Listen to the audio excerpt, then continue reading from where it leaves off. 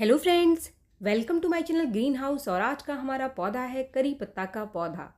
काफ़ी सारे लोगों के कमेंट्स आ रहे थे करी पत्ता के ऊपर, तो आज का ये जो वीडियो है वो काफ़ी यूज़फुल होगा आपके लिए।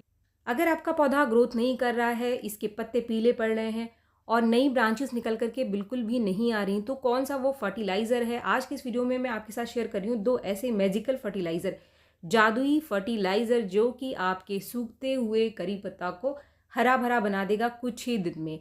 लेकिन इसके साथ ही आज के इस वीडियो में मैं आपके साथ शेयर करूंगी इससे संबंधित काफ़ी सारी यूज़फुल जानकारी, काफ़ी सारी ऐसी चीज़ें जो कि करी पत्ता की देखभाल के लिए बहुत ज़रूरी है, तभी आपका पौधा हेल्दी रहता है। फ्रेंड्स, करी पत्ता एक एडिबल प्लांट है। इसका इस्तेमाल हम खाने के लिए, दवाइयों के लिए और मसाले के लिए भी करते हैं, तो इसीलिए इसके अंदर हमें किसी भी तरीके का कोई भी केमिकल फर्टिलाइज़र दिए बिना ही पौधे को हरा भरा कैसे बनाकर रखना है, ये सारी जानकारी अगर आपको चाहिए तो इस वीडियो को आप पूरा ज़रूर देखें। काफ़ी सारी जानकारी देने की वजह से वीडियो थोड़ा सा लंबा है, लेकिन अगर आप इस पूरे वीडियो को देख लेंगे तो आपको कोई और वीडियो देखने की ज़रूरत ही नहीं पड़ेगी। तो फ्रेंड्स, सबसे पहले टिप्स नंबर 1, करी पत्ता एक परमानेंट प्लांट है और अगर आप सही से इसकी देखभाल करते हैं तो ये हमारे गार्डन में सालों साल रहता है। इसका जो ग्रोइंग सीज़न है, यानी जिस मौसम में ये सबसे बढ़िया ग्रोथ करता है, वो है गर्मियों का टाइम।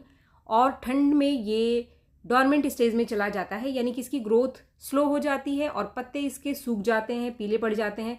कभी कभी पूरे के पूरे पत्ते झड़ जाते हैं अगर आप सही से देखभाल नहीं करेंगे, और कभी कभी पूरा प्लांट ही खराब हो जाता है अगर कुछ लोग अपने पौधे की सही से देखभाल ठंड में नहीं करते हैं।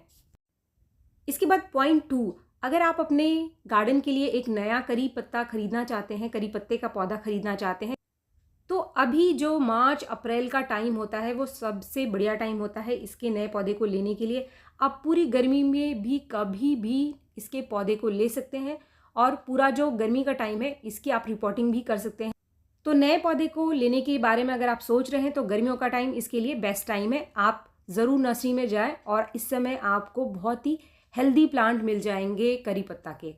फ्रेंड्स, अगर मेरा पहला वीडियो जो कि मार्च महीने में मैंने इसके अंदर क्या काम किया था, कौन सा खाद डाला था, आप उसको देखना चाहते हैं तो मेरे चैनल पे जाकर आप इससे संबंधित जो पहला वीडियो है करी पत्ता से संबंधित, उसको ज़रूर देखें।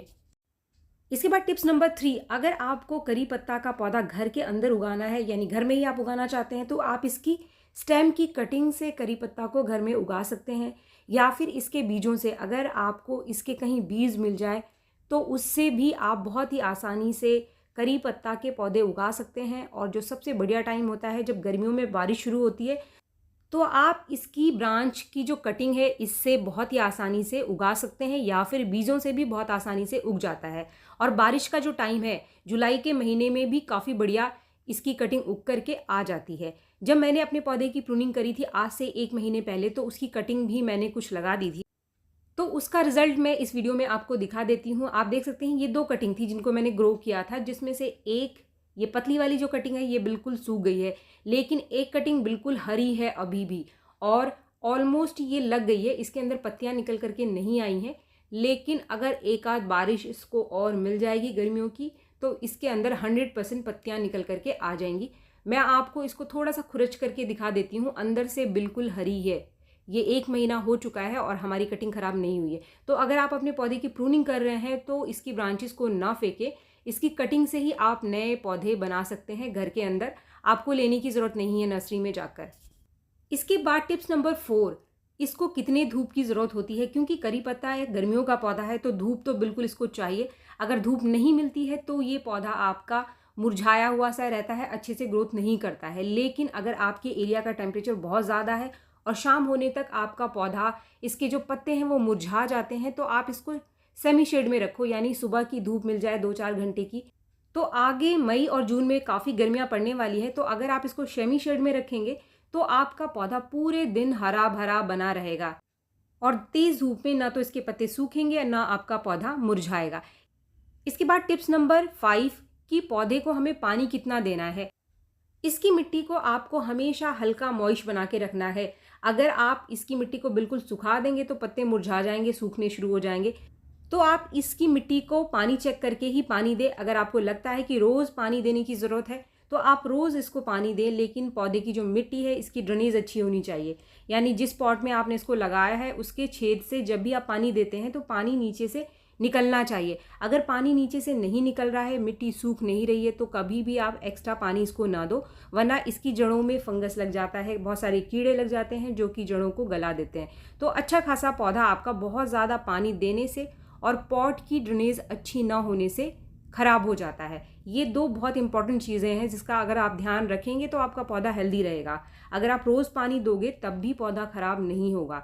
पानी देने से पौधा ख़राब तभी होता है जब पानी इसके पॉट में लंबे टाइम तक रुकता है और छेद से पानी बाहर नहीं निकल रहा है। इसके बाद टिप्स नंबर 6, अगर आप नया पौधा नर्सरी का लगा रहे हैं तो इसकी मिट्टी कैसी होनी चाहिए जिससे कि इसके पौधे की ड्रेनेज अच्छी हो, मिट्टी में पानी ना रुके। इसके लिए जब भी आप पॉटिंग मिक्स बनाते हैं तो मिट्टी में आप 40% मिट्टी, 40% कोई भी कंपोस्ट, चाहे वो गोबर की खाद है या फिर वर्मी कंपोस्ट है, बाकी का जो 20% बचता है उसके अंदर आप या तो धान का छिलका मिला लो या फिर आप कोकोपीट मिला लो। आप चाहें तो दोनों 10-10% ले सकते हैं। कोशिश करें आप धान का छिलका या फिर कोकोपीट ज़रूर मिलाएं, इससे मिट्टी की ड्रेनेज अच्छी रहती है, मिट्टी में पानी नहीं रुकता है। अगर आपके पास ना तो धान का छिलका है और ना ही आपके पास कोकोपीट है तो आप आधी मिट्टी और आधा कंपोस्ट मिला करके इसकी रिपोर्टिंग कर सकते हैं। ये भी काफ़ी बढ़िया रहेगा आपके पौधे के लिए। अगर हमारे पास सारी चीज़ें ना हो तो कंपोस्ट आप मिट्टी में ज़रूर मिलाएं। किसी भी पौधे की अच्छी ग्रोथ के लिए जो मिट्टी हम स्टार्टिंग में इसकी रिपोर्टिंग के लिए इस्तेमाल करते हैं वो आगे जाकर इस पौधे में कितना ग्रोथ होगा, पौधा आपका कितना हेल्दी रहेगा, ये पूरा का पूरा जो है निर्भर करता है आपके पौधे की पॉटिंग मिक्स पर। इसके बाद आ जाते हैं हम टिप्स नंबर 7 पे, जो कि काफ़ी इंपॉर्टेंट है, जिसके ऊपर लोगों का ध्यान नहीं जाता है। वो है इसकी मिट्टी कैसी होनी चाहिए, एल्कलाइन होनी चाहिए या फिर एसिडिक होनी चाहिए। यानी मिट्टी आपको क्षारीय रखनी है या फिर आपको अम्लीय रखनी है। तो लगभग सभी पौधों की तरह जो करी पत्ता है इसको भी एसिडिक मिट्टी पसंद है। कुछ कमेंट्स मेरे पास आए कि मिट्टी एसिडिक क्यों होती है। जो पानी हम रोज़ इस्तेमाल करते हैं अपने पौधे को देने के लिए, उन्हीं पानी का इस्तेमाल रोज़ करने से उसके अंदर कुछ ऐसे केमिकल भी होते हैं पानी के अंदर जो मिट्टी में लगातार इस्तेमाल करते रहने से मिट्टी को एल्कलाइन बना देते हैं। तो हमेशा आप ध्यान रखें कि महीने में एक बार कोई ऐसी चीज़ अपने करी पत्ता के पौधे में ज़रूर डालें जिससे कि इसकी मिट्टी एसिडिक हो। इसके लिए आप 1/4 चम्मच फिटकरी को पानी में घोल करके इसकी मिट्टी में 1 महीने में एक बार दे सकते हैं, या फिर आप 1 चम्मच सिरका 1 लीटर पानी में घोलकर महीने में एक बार दे सकते हैं। कोई भी एक चीज़ एक टाइम में आपको देनी है। अगर मिट्टी का नेचर एसिडिक है तो जो जड़ें हैं वो प्रॉपर तरीके से काम करती हैं और जो भी खाद आप इसको देते हैं ये ऊपर तक आसानी से पौधे को पहुंचाती हैं। कभी कभी हम खाद देते रहते हैं और हम बोलते हैं कि हमारा पौधा ग्रोथ नहीं कर रहा है, तो हो सकता है कि आपके पौधे की जो मिट्टी है वो एल्कलाइन हो, खाद देने पर भी पौधा आपका प्रॉपर तरीके से काम नहीं कर रहा है। इसके बाद टिप्स नंबर 8, इसकी प्रूनिंग। पौधे की प्रूनिंग आपको कब करनी है? तो आप 2 तरीके से इसकी प्रूनिंग कर सकते हैं, यानी 2 बार आप कर सकते हैं। एक बार जब आप पौधे को ग्रोथ के लिए तैयार कर रहे हैं स्टार्टिंग में, तो आपके पौधे में अगर लंबी लंबी ब्रांचेस है तो उसको हमें काट देना है जितना आपको लगता है ज़रूरत है। इसके लिए जो पहला वीडियो मैंने मार्च में अपलोड किया था उसको आपको देखने की ज़रूरत पड़ेगी, क्योंकि जब मैंने स्टार्टिंग में इसके ऊपर प्रूनिंग किया था तो उसको मैंने कैसे किया था, इसके लिए आप उस वीडियो को ज़रूर देखें। लेकिन दूसरी प्रूनिंग क्या है, इसके फूलों को निकालना, क्योंकि जैसे ही हमारा पौधा ग्रोथ करना शुरू कर देता है तो इसके ऊपर फूल बनने शुरू हो जाते हैं। फूलों में जो फलियां हैं वो बननी शुरू हो जाती है, तो वहाँ से नई ब्रांचेस आनी बिल्कुल भी बंद हो जाएंगी। अगर आपके पौधे में फलियां बननी शुरू हो गई, तो अगर आपको अपने पौधे की और ज़्यादा नई ब्रांचेस चाहिए, आप चाहते हैं कि पौधे की ग्रोथ रुके ना, तो ये जो फूल हैं और ये जो फलियां हैं इनको काट करके आप ज़रूर से अपने पौधे से निकाल दो। फ्रेंड्स, वो जो फूल निकालते हुए मैंने आपको दिखाया था उसके बाद का ये रिजल्ट है। जहाँ जहाँ से मैंने फूलों को कट किया है वहाँ वहाँ से नई ब्रांचेस आनी शुरू हो गई है। तो करी पत्ता के ऊपर लगातार नई ब्रांचेस लेने के लिए, इसको ज़्यादा घना बनाने के लिए प्रूनिंग की टेक्निक का इस्तेमाल आप ज़रूर करें। यही एक नेचुरल मेथड है पौधे को ज़्यादा घना बनाने के लिए। इसी बार टिप्स नंबर 9 जो है इसका फर्टिलाइज़र, जो कि बहुत ही इंपॉर्टेंट पार्ट है इस पौधे का। ये एक ऐसा पौधा है जिसको हम खाने के लिए इस्तेमाल करते हैं, तो किसी भी तरीके का हमें इनऑर्गेनिक या फिर केमिकल फर्टिलाइज़र इसको नहीं देना है। हमें सिर्फ कंपोस्ट का इस्तेमाल करके या फिर होममेड फर्टिलाइज़र का इस्तेमाल करके ही पौधे के अंदर ग्रोथ लेनी है। तो फ्रेंड्स, आज की इस वीडियो में मैं आपके साथ शेयर कर रही हूँ 2 ऐसे होममेड फर्टिलाइज़र जिसको बहुत ही आसानी से आप घर पर बना करके अपने पौधे की ग्रोथ बढ़ा सकते हैं। करी पत्ता एक लीफी प्लांट है, यानी पत्तेदार पौधा, जिसको कि अच्छी ग्रोथ के लिए जो सबसे पहली चीज़ चाहिए होती है वो होता है नाइट्रोजन। इसको 3 चीज़ें चाहिए अच्छी ग्रोथ के लिए। पहला है नाइट्रोजन, दूसरा है आयरन और तीसरा है सल्फर। अगर सल्फर और आयरन की मात्रा अच्छी है पौधे के अंदर तो इसके पत्ते ज़्यादा हरे भरे और सुंदर दिखाई देते हैं। अगर इन तीनों की कमी आपके पौधे के अंदर है तो आपका पौधा मुरझाया हुआ सा, इसके पत्ते पीले रंग के आपको दिखाई देंगे। तो फ्रेंड्स, इसके लिए जो पहले नंबर पे फर्टिलाइज़र है जिसको कि बहुत ही आसानी से हम घर पे बना सकते हैं, इसमें जो सबसे पहली चीज़ आपको लेनी है ये है सूखी चाय की पत्ती। ये वो चाय की पत्ती है जो हम चाय बनाने के लिए इस्तेमाल करते हैं और उसको फिर हम फेंक देते हैं, लेकिन जो उबली चाय की पत्ती आपकी चाय की छन्नी में बच जाती है उसको आप अच्छे से पानी से धो करके, इसके अंदर अगर आपने कोई चीज़ डाली है अदरक वगैरह, तो आप उसको निकाल करके और धूप में सुखा करके आप स्टोर कर लो। ये सबसे बढ़िया नेचुरल सोर्स है। कोई भी पौधा है आपका नेचुरल पत्तेदार पौधा, इसके लिए एक नेचुरल सोर्स है नाइट्रोजन का। इसकी जो मात्रा है आपको अपने पॉट के साइज़ के हिसाब से रखनी है, क्योंकि मेरे पॉट का साइज़ ये जो इसमें मैं दे रही हूँ काफ़ी बड़ा है, तो यहाँ पर मैं 5 चम्मच ये सूखे चाय पत्ती दे रही हूँ इसको। इस चाय पत्ती को देने से सिर्फ नाइट्रोजन ही नहीं, इससे हमारे पौधे को फास्फोरस और पोटाशियम की भी मात्रा मिल जाती है और भी काफ़ी सारे माइक्रो न्यूट्रिएंट्स हैं जो कि इसको देने से पौधे को मिल जाते हैं। हमेशा ध्यान रखें, कभी भी बहुत ज़्यादा गीली मिट्टी में कोई भी होममेड फर्टिलाइज़र आप इस्तेमाल ना करें। मिट्टी आपकी हल्की मॉइस्ट होनी चाहिए, हल्की सी ड्राई होगी चलेगी, लेकिन गीली मिट्टी में कभी भी कोई होममेड फर्टिलाइज़र आपको नहीं देना है। ऐसा करने से पौधे की जड़ें खराब हो सकती हैं, इसके अंदर कीड़े या फिर फंगस लग सकता है। इसको आपको 15 से 20 दिन में एक बार देना है, लेकिन इसके साथ ही कुछ और फर्टिलाइज़र है जो कि आप दे सकते हैं। उससे पौधे को बहुत अच्छी मात्रा में जो बाकी के न्यूट्रिशंस हैं वो मिल जाएंगे। अगर आप घर में चावल बनाते हैं या फिर दाल बनाते हैं तो जो भी इसका पानी है धोने के बाद निकलता है या फिर भिगोने के बाद निकलता है, आप इसको कभी भी मत फेंकना।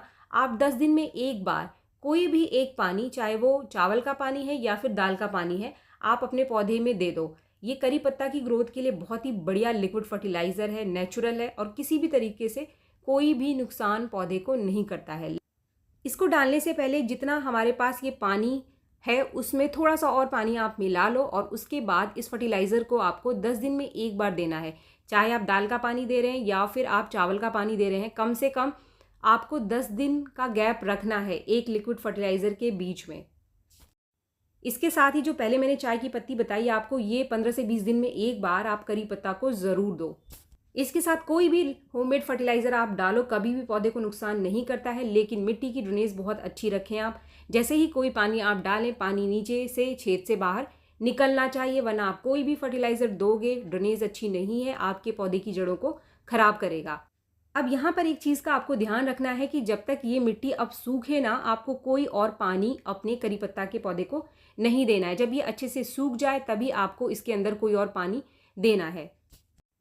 तो फ्रेंड्स, इसके बाद अब हम बात करते हैं वो दूसरे फर्टिलाइज़र की। वो दूसरा फर्टिलाइज़र क्या है जो कि होममेड है, बहुत ही आसानी से आप घर पे बनाकर अपने करी पत्ता के पौधे को दे सकते हैं। ये एक ऐसा फर्टिलाइज़र है जो कि पौधे की सारी कमियों को पूरा करता है। इसके अंदर बहुत ही अच्छी मात्रा में नाइट्रोजन है, इससे पौधे को आयरन की अच्छी मात्रा मिल जाएगी और पत्ते अगर पीले हो रहे हैं तो उसके लिए ये एक रामबाण सॉल्यूशन है। यानी आपके किसी भी पौधे के पत्ते अगर पीले हो रहे हैं तो इस लिक्विड फर्टिलाइज़र को आप ज़रूर दे दो। इसके साथ ही इससे सल्फ़र भी बहुत अच्छी मात्रा में मिल जाएगा। इस फर्टिलाइज़र को हमको कैसे बनाना है, चलिए देखते हैं। इस फर्टिलाइज़र को बनाने के लिए आपको चाहिए एक लोहे की कढ़ाई। लोहे की कढ़ाई का इस्तेमाल हम मेहंदी को भिगोने के लिए करते हैं। इसके अंदर आयरन की बहुत अच्छी नेचुरल मात्रा मिल जाती है। जब भी कोई चीज़ आप लोहे की कढ़ाई में डालते हैं तो उसका रंग काले रंग का हो जाता है, क्योंकि लोहे की कढ़ाई नेचुरल आयरन का सोर्स है। तो लोहे की कढ़ाई हमने ले ली है। इसके बाद जो दूसरी चीज़ हमको लेनी है वो है प्याज का छिलका। अगर आपके पास प्याज का छिलका नहीं है तो प्याज के छिलके की जगह आप लहसुन के कुछ छिलके ले सकते हैं। अगर आप प्याज और लहसुन दोनों का इस्तेमाल घर में नहीं करते हैं तो इसकी जगह आप कुछ अदरक के छिलके भी ले सकते हैं या फिर आप केले के छिलके प्याज के छिलकों की जगह पर ले सकते हैं। अब यहाँ पर हम तीसरी चीज़ जो ले रहे हैं वो है चाय की पत्ती। ये वाली जो चाय की पत्ती है ये है आधा चम्मच चाय की पत्ती और ये है फ्रेश टी, यानी कि जो चाय की पत्ती हमने उबाली नहीं है, तो इसीलिए इसकी मात्रा कम है। फ्रेंड्स, जब भी आप फ्रेश टी का इस्तेमाल करते हैं तो उसकी मात्रा हमें कम रखनी है, लेकिन जो पहली चाय की पत्ती हमने बताई थी वो आप कितना भी पौधे के अंदर दे दो, पौधे को किसी भी तरीके का नुकसान नहीं करता है। इन तीनों ही चीज़ों को भिगो करके हमको कम से कम 1 दिन के लिए इसको ऐसे ही रख देना है। अगले दिन कुछ इस तरीके का रिजल्ट हमारे पास हमको मिलेगा। अब ये फर्टिलाइज़र बिल्कुल तैयार है पौधे में डालने के लिए और इसके अंदर भरपूर मात्रा में नाइट्रोजन, आयरन और सल्फर है, जो कि करी पत्ता के लिए एक कमाल का फर्टिलाइज़र है, एक जादुई फर्टिलाइज़र। और सिर्फ 2 बार आप इसका इस्तेमाल करो, आप देखोगे कि आपका सूखा करी पत्ता रातों रात हरा होना शुरू हो जाएगा। फ्रेंड्स, अगर आपके पास लोहे की कढ़ाई नहीं है तो आपको क्या करना है आगे इस वीडियो में मैं आपको बताऊंगी, लेकिन सबसे पहले इस फर्टिलाइज़र को आपको इस्तेमाल कैसे करना है। अब इसके अंदर जो प्याज के छिलके हैं इसको हम बाहर निकाल लेंगे। हमें सिर्फ प्याज के छिलके निकालना है, आपको छन्नी से इसको नहीं छानना है। अगर आप छन्नी से इसको छानोगे तो जो इसके साथ चाय की पत्ती हमने भिगोई थी वो भी निकल जाएगी। तो सिर्फ प्याज के छिलकों को आप बाहर निकाल लो। इसके बाद जितना ये लिक्विड फर्टिलाइज़र बन के तैयार हुआ है उसका कम से कम 2 गुना आपको इसके अंदर पानी और मिला लेना है, इसको डाइल्यूट कर लेना है। अब अगर हमारे पास घर में लोहे की कढ़ाई नहीं है तो क्या करना है, इसको आप किसी भी कंटेनर में भिगो लो। इसके अंदर आप प्याज के छिलके ले लो और आधा चम्मच आपको लेनी है चाय की पत्ती। और अगर आपके पास घर के अंदर लोहे की कोई ऐसी चीज़ है जो कि जंग लगी हुई है, लोहे की कुछ कीलों का इस्तेमाल भी आप कर सकते हैं। अगर आपके पास पुरानी कीलें पड़ी हुई हैं तो उसके अंदर भी जंग लग जाता है। तो किसी भी कंटेनर में आधा चम्मच चाय की पत्ती, 4-5 प्याज के छिलके और जंग लगी हुई लोहे की कोई भी चीज़ आप भिगो करके रख दो। और अगले दिन जो फर्टिलाइज़र बनता है उसका इस्तेमाल आपको कुछ इसी तरीके से करना है। इस फर्टिलाइज़र को आपको कम से कम 15 दिन में 1 बार अपने पौधे को देना है, यानी महीने में 2 बार। जब भी आप ये फर्टिलाइज़र दोगे तो कोई और फर्टिलाइज़र बीच में आपको अपने पौधे को नहीं देना है। तो फ्रेंड, जो 2 फर्टिलाइज़र मैंने आपको बताए हैं इनमें से कोई भी जो आप आसानी से घर में बना सके अपने पौधे को ज़रूर दें। आपका पौधा 100% ग्रोथ करना स्टार्ट कर देगा और हरा भरा हो जाएगा कुछ ही दिन में। इसके बाद आखिरी टिप, पौधे के अंदर अगर कोई कीड़ा लग रहा है, क्योंकि जो करी पत्ता है इसके अंदर भी कीड़े लगने शुरू हो जाते हैं, कुछ कीड़े इसके पत्तों के नीचे आकर घर कर लेते हैं। इसको ठीक करने के लिए आप रेगुलर 4-5 दिन पे 1 बार नीम ऑयल का इस्तेमाल कर सकते हैं, या फिर आपके पास बेकिंग सोडा है घर के अंदर तो आप 1/4 चम्मच बेकिंग सोडा को 1 लीटर पानी में घोल करके इसका स्प्रे अगर 4-5 दिन में 1 बार करते रहेंगे तो इसके ऊपर किसी भी तरीके का कीड़ा नहीं लगेगा। खास करके इसके पत्तों को पलटकर आप उसके नीचे स्प्रे ज़रूर करें। अगर आपको इसके पत्ते मुड़े हुए से दिखाई दें इसका मतलब इसमें पत्तों में कीड़े लग रहे हैं। इसके लिए आप तुरंत से जो मैंने आपको 2 चीज़ें बताई हैं, नीम ऑयल या फिर बेकिंग सोडा, क्योंकि हमें नेचुरल चीज़ों का ही इस्तेमाल करना है इसके ट्रीटमेंट के लिए, आप उसका स्प्रे ज़रूर करें। तो कुछ दिन तक लगातार स्प्रे करने से वो कीड़े ख़त्म हो जाएंगे। लेकिन आप रेगुलर अगर 5-6 दिन में, 1 हफ्ते में भी इन चीज़ों का इस्तेमाल करेंगे तो पौधे के ऊपर किसी भी तरीके का कीड़ा नहीं लगेगा। जब भी आप किसी चीज़ का स्प्रे, किसी इंसेक्टिसाइड का स्प्रे, चाहे वो नेचुरल है, पत्तों के ऊपर करेंगे, पौधे को आप पहले छाया में रख लें, या फिर सुबह के टाइम कर सकते हैं या शाम के टाइम भी कर सकते हैं। लेकिन तेज़ धूप में आपको स्प्रे नहीं करना है, ना ही तेज़ धूप में आपको कोई खाद अपने पौधे को देना है। वीडियो अगर आपको पसंद आए तो एक लाइक ज़रूर करें, और मेरे चैनल को आपने अब तक सब्सक्राइब नहीं किया है तो मेरे चैनल को सब्सक्राइब भी ज़रूर कर लें। मिलते हैं मेरे नेक्स्ट वीडियो में, तब तक के लिए थैंक यू।